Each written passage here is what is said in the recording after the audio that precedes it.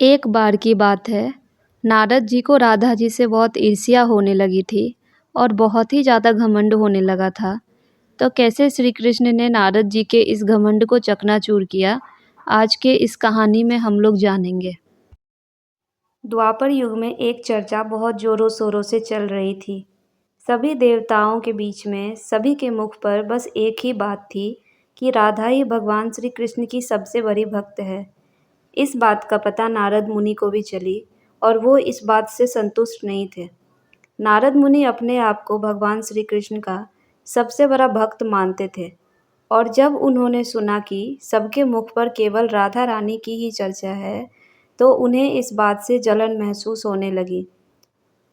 नारद मुनि के दिमाग में क्या चल रहा है, इस बात की खबर श्री कृष्ण को भी थी।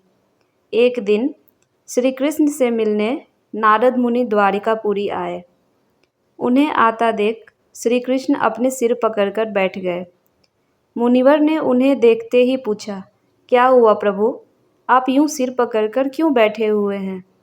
उस पर श्री कृष्ण ने उत्तर दिया, मुनिवर आज मेरे सिर में बहुत पीड़ा हो रही है। नारद जी ने पूछा, प्रभु इस पीड़ा को मिटाने का क्या कोई उपाय है? श्री कृष्ण ने कहा, हाँ एक उपाय तो है।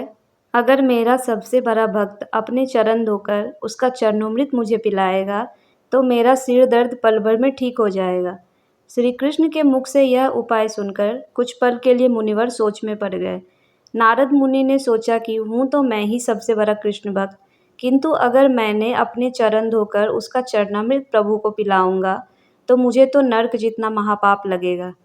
श्री कृष्ण ने कहा, नारद जी आप रुक्मिणी के पास जाइए और सारा हाल कह सुनाइए। श्री कृष्ण के आज्ञा का पालन करते हुए वो रुक्मिणी के पास गए और सारा हाल कह सुनाया।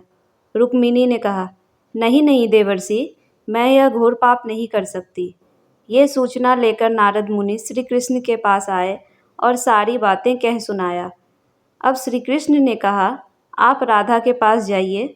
नारद मुनि ने जैसे ही राधा रानी को सारी बातें बताई, उन्होंने तुरंत ही एक पात्र में जल लेकर उसमें अपने पैर डुबाए। फिर वो जल नारद मुनि को देते हुए कहा कि आप ये जल लेकर जाएं, श्री कृष्ण को दे दीजिए। मुझे पता है ऐसा करने से मुझे नरक में भी ठौर नहीं मिलेगा, पर अपने प्रियतम के लिए मैं अनंत काल तक नरक भोगने को तैयार हूँ। देवर्षि समझ गए कि तीनों लोकों में राधा के प्रेम की स्तुति हो रही है। उन्होंने भी बीना उठाई तो राधा के नाम का जाप करने लगे। श्री कृष्ण ने जो उपाय अपनाया था नारद मुनि को समझाने के लिए, उसमें वो सफल रहे और इस प्रकार उन्होंने नारद मुनि के घमंड को चकनाचूर कर दिया।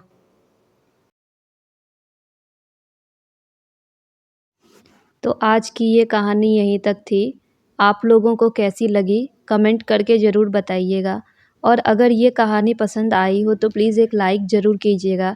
साथ में शेयर कीजिएगा उन लोगों के साथ जिनको ये कहानी पता नहीं थी।